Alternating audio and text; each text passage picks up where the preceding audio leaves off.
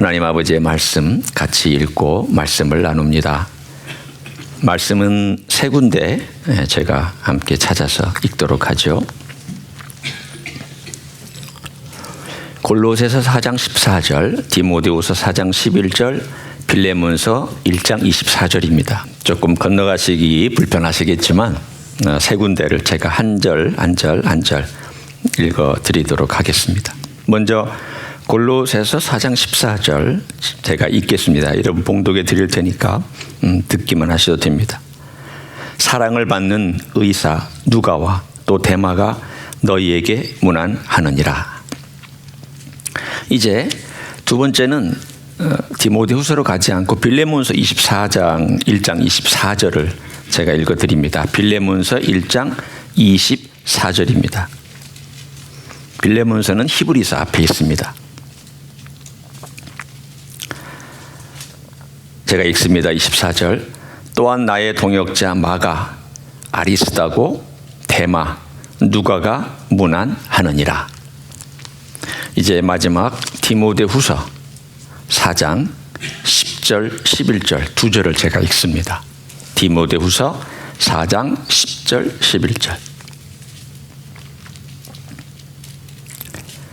데마는 이 세상을 사랑하여 나를 버리고 데살로니가로 갔고, 그레스게는 갈라디아로, 디도는 달마디아로 갔고, 누가만 나와 함께 있느니라. 네가 올 때에 마가를 데리고 오라. 그가 나의 일에 유익하니라. 아멘.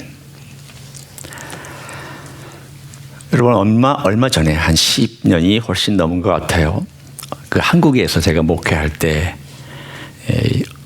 어디서 사는 것이 제일 장수하는 길인가, 이런 걸 가지고 데이터를 조사한 적이 있습니다. 그런 데이터는 좀 쉽죠. 왜냐하면 어느 정도 기간을 두고 어느 지역 사람들의 수명을 조사하면 대략 평균 그런 수명이 나오니까. 그런데 이 결과가 조금 반전이 있었습니다.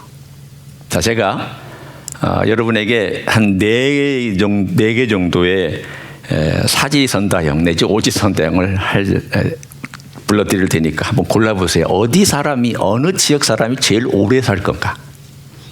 1번 강원도, 2번 제주도, 3번 서울 강북, 4번 서울 강남, 5번 다 아니다. 자, 1번, 2번, 3번, 4번 중에 어디일까요? 네. 아주 자신 있게 무슨 근거로 이렇게 자신 있게 얘기를 하세요? 네. 누구는 또 제주도 이렇게 말씀하신 분도 있고, 아니 청정 지역 강원도는 왜 아무도 생각을 안 하세요?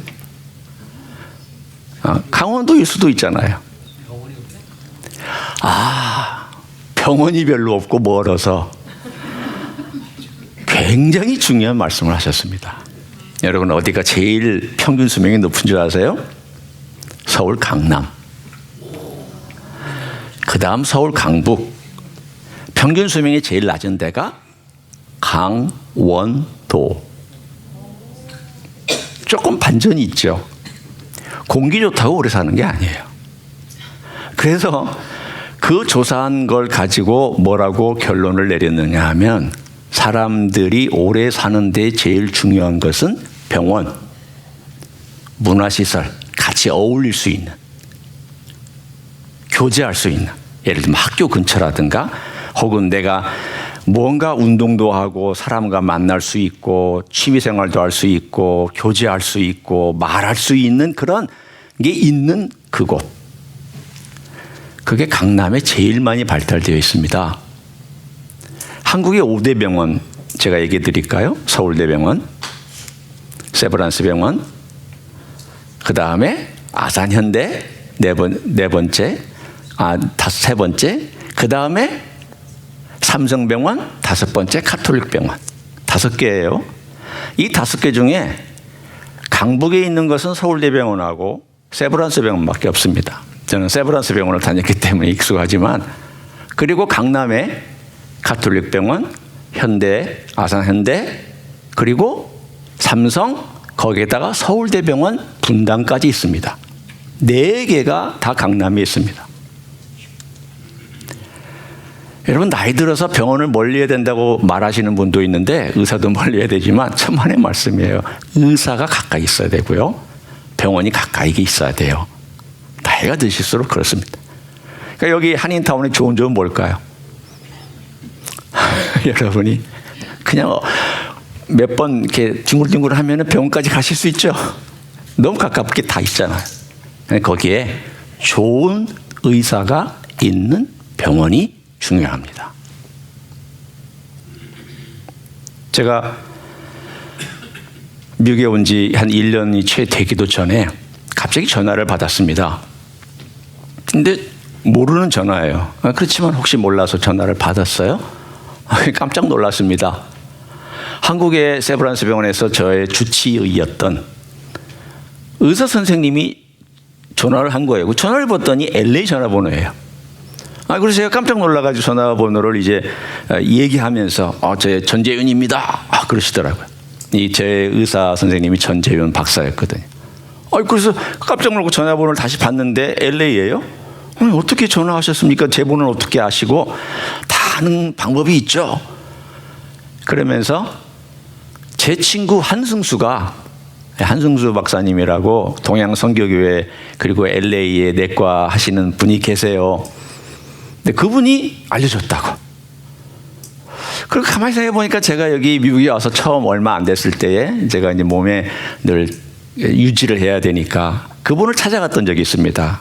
약도 처방받아야 되고 또 의사도 좀 소개해 달라고 하고, 그래서 옛날 동양선교교회에서 제가 청년 시설을 보냈기 때문에 안면이 있어서 여기 오자마자 그분을 찾아갔던 적이 있습니다. 저쪽 올림픽에 있을 때. 그분이 저를 반갑게 맞이하면서 여차차에서 이런 정보도 주고 저런 이야기도 해주고 전화번호도 받고 하는데, 알고 봤더니 이 두 분이 동창 관계였던 거예요. 동기동창, 친구 관계였던 거예요. 그러니까 사실은 이 전재윤 박사는 이곳에 와서 저 소식을 물어볼 때 집더미에서 바늘을 찾듯이 물어본 거예요. 혹시 김수영 목사라는 사람 아냐고, 그분이 여기 미국 온 지 얼마 안 됐는데 혹시 알 수 있는 길이 있겠느냐고 물어봤더니 마침 안다고.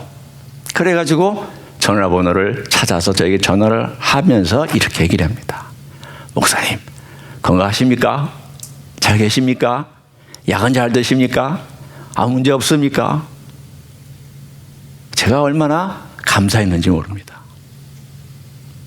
여러분을 돌봐줬던 의사가 끝까지 여러분을 추적해서 여러분의 건강에 대해서 관심 갖고 신경 써준다면 얼마나 기분 좋을까요?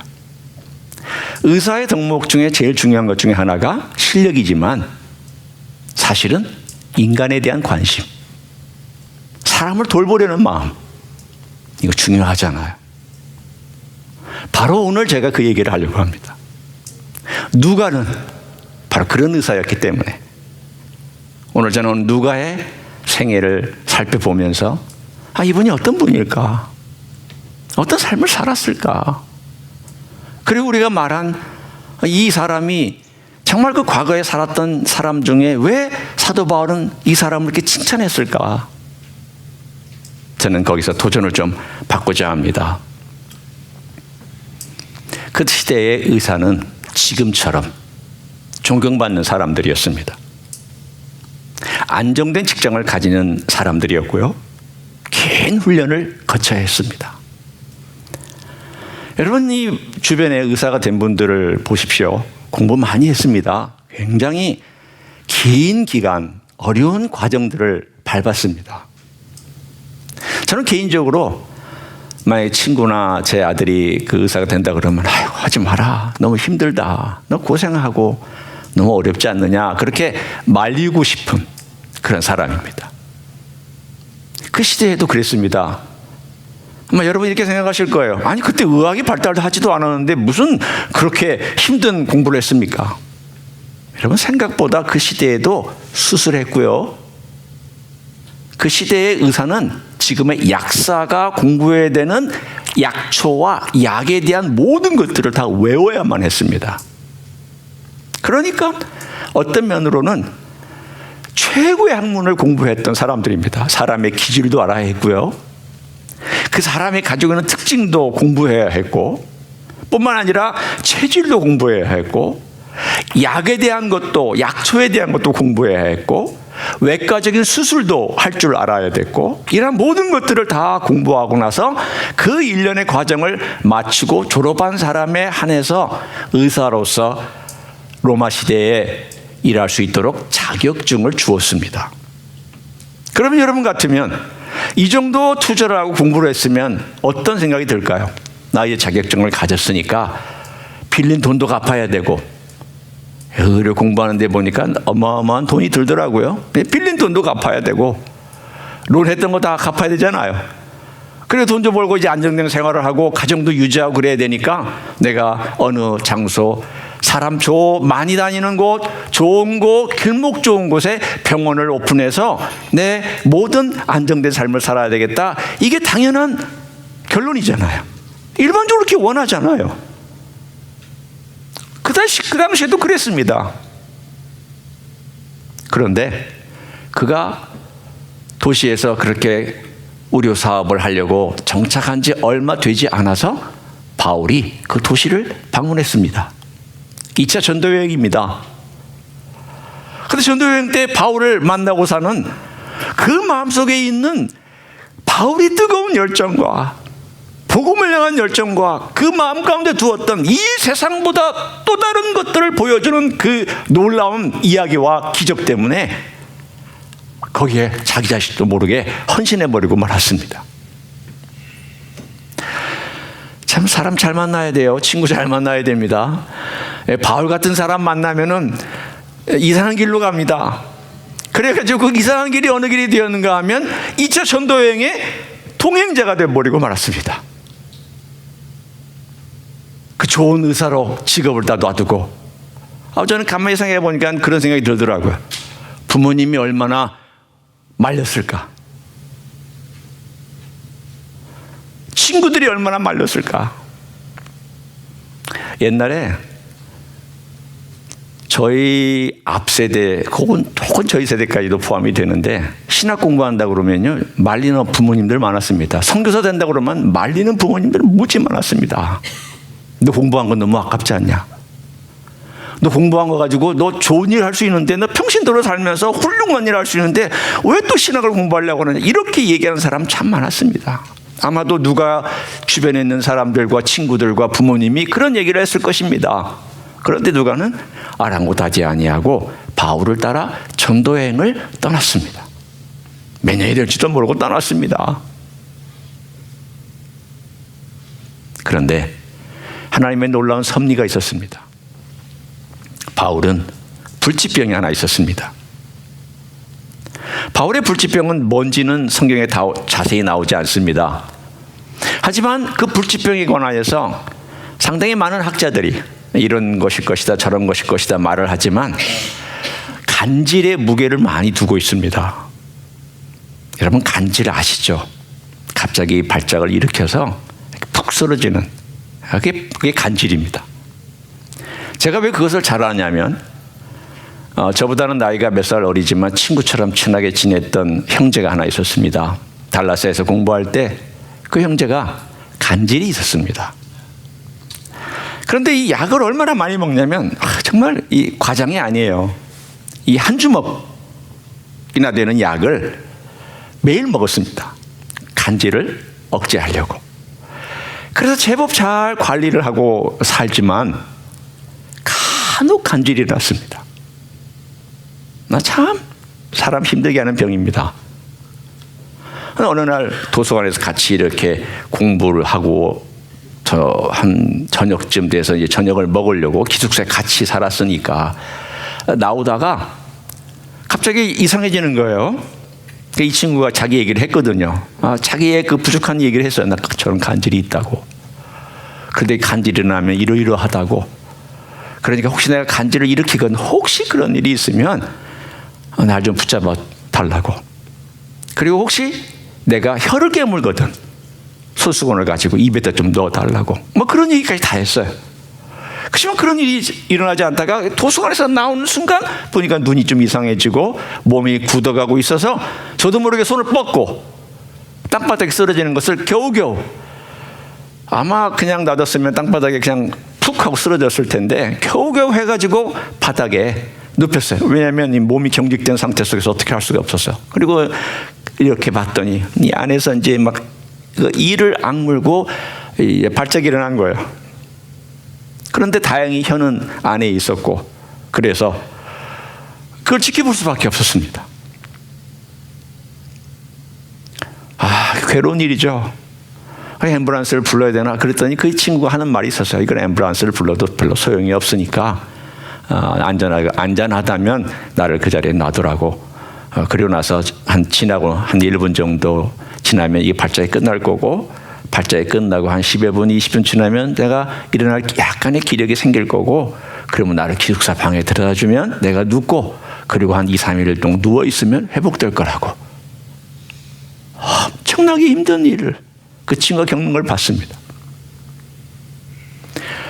그 발작이 일어나면요, 여러분이 혀와 입 천장, 입 아래에 보통 우리가 흰 그러한 반점이 나올 때 아프죠. 쓰라리잖아요. 피곤하거나 뭔가 문제가 있으면 거기에 반점이 생기면 그 굉장히 밥 먹을 때마다, 씹을 때마다 고통스럽잖아요. 이게 10개 이상 생깁니다. 입 안에. 3일 동안 밥을 못 먹어요. 너무 아파서. 밥맛도 없고 아무것도 못하고. 그래서 누워있는 동안에 가가지고 먹을 거 갖다 줄 수가 없죠. 못 먹으니까. 겨우겨우 물만 먹고 그렇게 2, 3일을 버티다가 교수들이 양해해 주죠. 그런 게 있다는 걸 아니까. 그리고는 한 3일째 되면 다시 기력을 조금 회복해서 다시 정상적인 생활하는 그런 일을 제가 그 친구 곁에서 지켜보고 도와줄 것도 별로 없어요. 그랬던 적이 있습니다.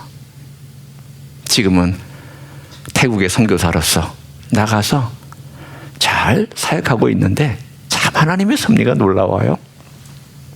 결혼했는데 간호사하고 결혼을 했어요. 하나님께서 간호사를 붙여줘요. 아주 신실한 간호사를 붙여주셔서 그 남편 되는 선교사를, 참 성격도 좋은 참 신실한 그런 아내를 붙여주셔서 하나님께서 그렇게 하도록 해주셨어요. 저는 누가를 볼 때마다, 그리고 바울을 읽을 때마다 그 선교사 생각이 나는 거예요. 자, 하나님 묘하시다. 고쳐주시는 대신에 간호사 아내를 붙여주셨구나. 얼마나 오랫동안 기도했겠어요. 하나님 좀 제발 좀 고쳐달라고. 제가 이거 가지고 어떻게 사느냐고. 창피한 일이죠. 목회자가, 선교사가 간지를 앓고 있다라고 하는 것을 생각해 보십시오. 이건 부끄러운 일입니다. 말하고 싶지 않은 일입니다. 사도 바울은 어땠을까요? 사도 바울도 똑같습니다. 말하고 싶지 않은 일이에요. 그렇지만 사도 바울이 이것 때문에 하나님께 기도했습니다. 하나님, 이거 좀 고쳐달라. 제가 남은 고치는데 왜 저는 못 고치는지. 남은 제가 누구든지 고칠 수 있는 그런 능력의 사람이라고, 손수건만 갖다 놔도 병이 낫는 그런 사도라고 알려져 있는데, 사람들이 말하기를 저 사람은 자기 안에 있는 병을 고치지도 못하는 그런 사람이라고 말을 하는데, 하나님 이거 좀 고쳐주시면 안 되겠습니까? 라고 그가 기도를 했더니 하나님께서, 주님께서 그에게 나타나셔서 이렇게 말씀해 주셨습니다. 바울아, 네가 약할 때 네가 더 강해지는 것이다. 네가 약할 때 네가 나를 의지하지 않느냐. 내가 너에게 준 선물과 너에게 준 능력이 너무 커서 너는 너를 의지할 가능성이 너무 높다.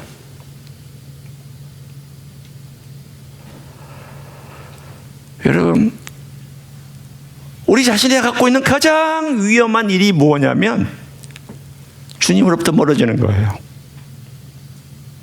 나를 의지하기 때문에. 그게 뭐든지, 내 재능이든지 내 경험이든지 내가 가진 똑똑함이든지 재물이든지 뭐든지 그것 때문에 주님으로부터 멀어질 수 있는 가능성이 참 많습니다. 사도 바울의 기도를 한번 보세요. 고백을 들어보시면 사도 바울이 얼마나 몸부림쳤는지를 아실 수 있어요. 빌립보서 3장에 보면 나는 매일 내가 가진 모든 경험을 다 쓰레기처럼 여기고 주님만 바라보고 앞을 향해 달려간다. 왜 이 모든 것들을 쓰레기로 버린 줄 아십니까? 내가 가진 지식과 내가 행하였던 업적과 기적과 놀라운 것들과 사도로서 인정받는 것들과 사람들이 칭찬해 주는 것들과 다 죄송하지만 쓰레기라고 그랬습니다. 요즘으로 말하면 애들 말로 말하면 똥으로 이겼다는 것입니다. 왜냐하면 거기에 붙잡혔을까 봐. 그런데 누가가 어떻게 해서 그런 삶을 살 수 있는가 하면 사실은 누가 삶 속에 있었던 예수님을 만난 그 분명한 사실이 그로 하여금 애착을 끊어내도록 만들었기 때문입니다. 누가는 의사로서 애착을 가질 수 있었습니다. 안정된 삶을 살 수 있었고 안정된 가정을 누릴 수 있었고 안정된 직업을 가지고 이 땅 위에서 그나마 뭐 부자가 됐으니 안 된 일은 모르지만 그래도 어려움 없이 살아갈 수 있는 충분한 조건을 갖고 있었습니다. 그런데 바울을 만나고 예수님을 만난 다음에 그의 마음속에 이것보다 더한 것이 있다는 것을 알았습니다. 나를 붙잡고 있는 이 애착보다 더 중요한 것이 있다는 것을 발견했기 때문에 그는 그것을 놓고 오히려 바울 곁에서 의사로서 바울을 도와주고 그 팀을 도와주고 쉽게 얘기하면 팀 닥터로서 그는 평생 동안 돌아다니면서 의사 노릇을 하면서도 주님을 위해서 자기의 가지고 있었던 재능과 훈련을 사용할 수 있었습니다. 저는 누가 얘기를 다음 주에도 한 번 더 할 것입니다. 그렇지만 오늘의 초점은 그 애착에 관한 것입니다. 애착을 어떻게 끊어내느냐. 누가가 처음부터 그 모든 것들을 다 끊을 수 있었던 사람은 아니었다고 저는 생각합니다. 왜냐하면 여기 지금 내용들을 쭉 보면은 아까 제가 골로새서 4장을 읽었을 때에 여러분이 골로새서를 보니까 거기에 이름들이 중복되어 나오는 사람들이 있네. 14절에 사랑받는 누가, 의사 누가. 참 사도 바울에게는 이 누가가 굉장히 사랑스러운 존재였던 것 같아요. 굉장히 사랑스러운 존재였어요. 왜냐하면 자기 자신을 드러내지 않냐고 계속 헌신해서 도와주는 역할을 했으니까. 주도적인 자는 아니었습니다만 옆에서 계속 어시스턴트로 도와줬던 사람이에요. 어떻게? 자기가 조명을 받지 않냐고 빛을 받지 않냐고 비춰주는 사람이었어요. 사람에게는 두 종류의 크리스찬이 있습니다. 하나는 자기가 빛을 받는 사람이 있고 남을 비춰주는 사람이 있습니다. 자기가 빛을 받는 사람은 뭐 좋은 의미로는 어텐션을 받는 사람일 수 있지만 나쁜 의미로는 자기가 영광을 받는 사람들이 있고요. 어떤 사람은 남을 비춰주는 사람이 있어요. 여러분 여기 조명이 있지만 조명이 영광을 받지는 않아요.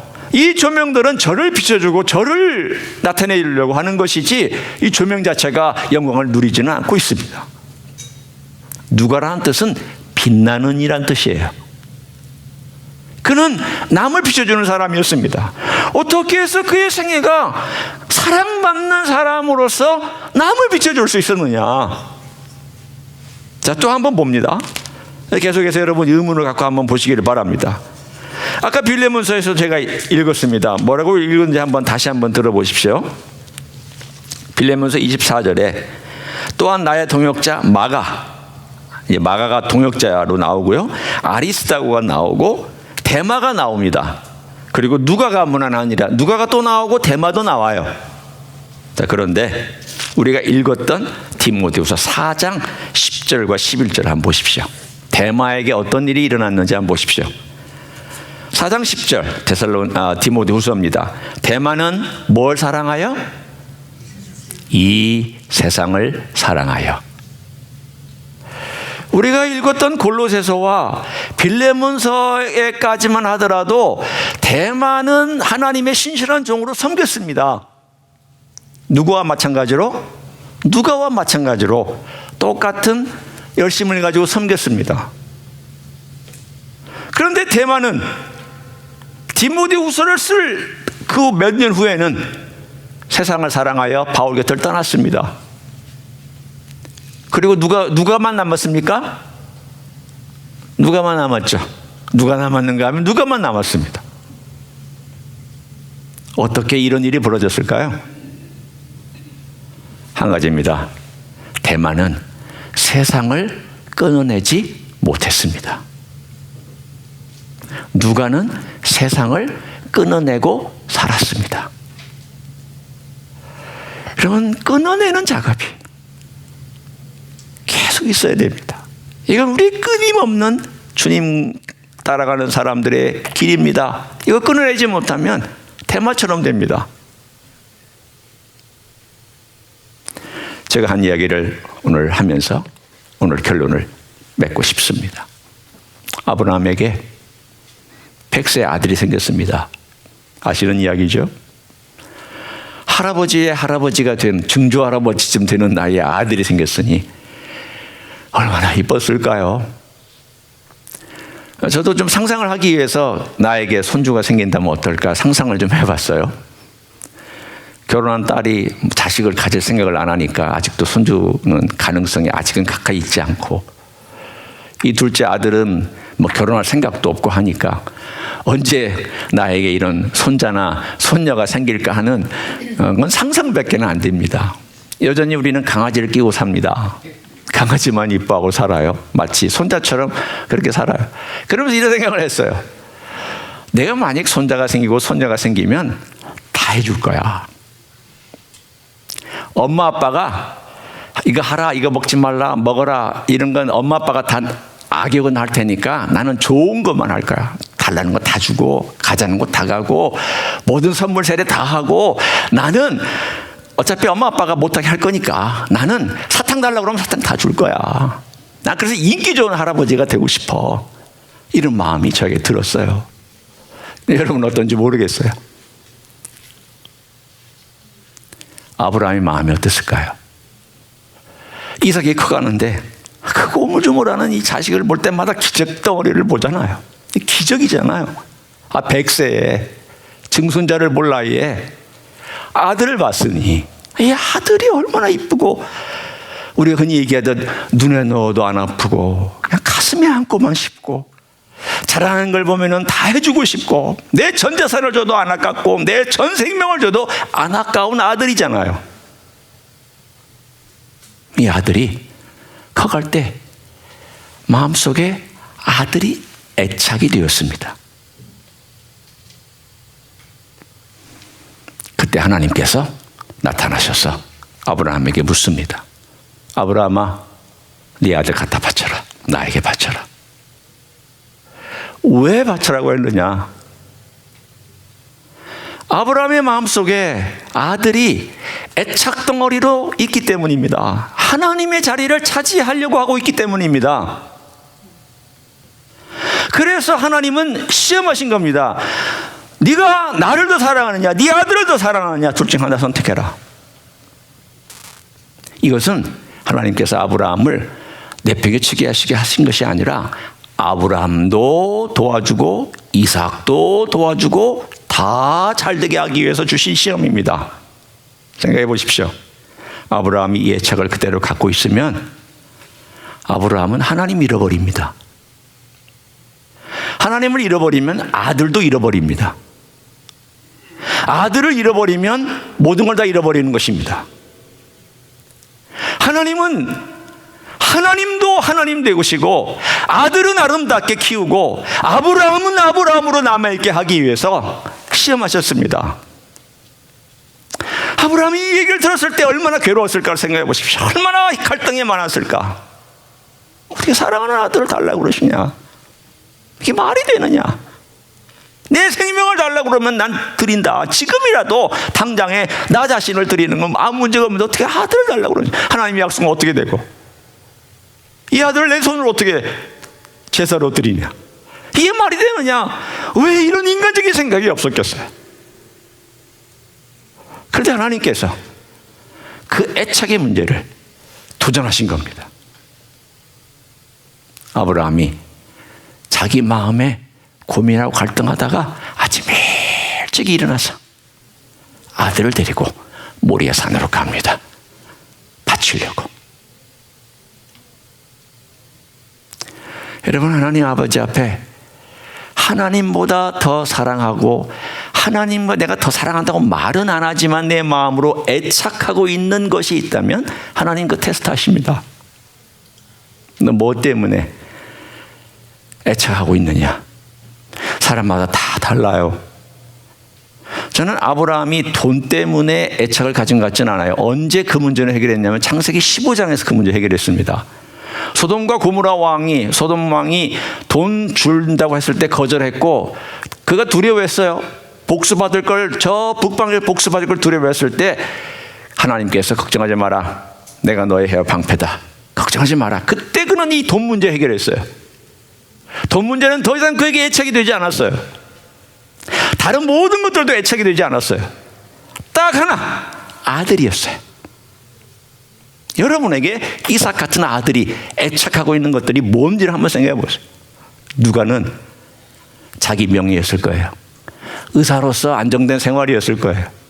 의사로서 누리고 싶었던 것들일 거예요. 그거 애착이 있었을 거예요. 그 계속 끊어냈어요. 그리고 붙잡고 있는 이 세상을 끊어냈어요. 그리고 끊어내고 어디까지 갔느냐?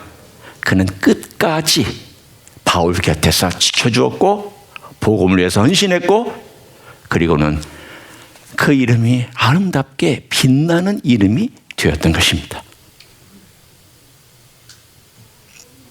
사랑하는 성도 여러분, 내 안에서 애착, 나의 애착, 그것이 내 성품이든 기질이든 내 성질이든 돈이든 명예든 출세욕이든 어떤 욕망이든 혹은 내 자식이든 뭐든지 간에 주님을 밀어내고 있는 것이 있다면 끊어내셔야 됩니다. 아픕니다. 아파요. 그 끊어내는 건 정말 아파요. 힘들어요. 그 끊어내셔야 여러분은 대마가 되지 아니하고 누가로서의 삶을 살아갈 줄 믿습니다. 그렇게 살아가시기를 예수님의 이름으로 간절히 축원합니다. 기도하시겠습니다.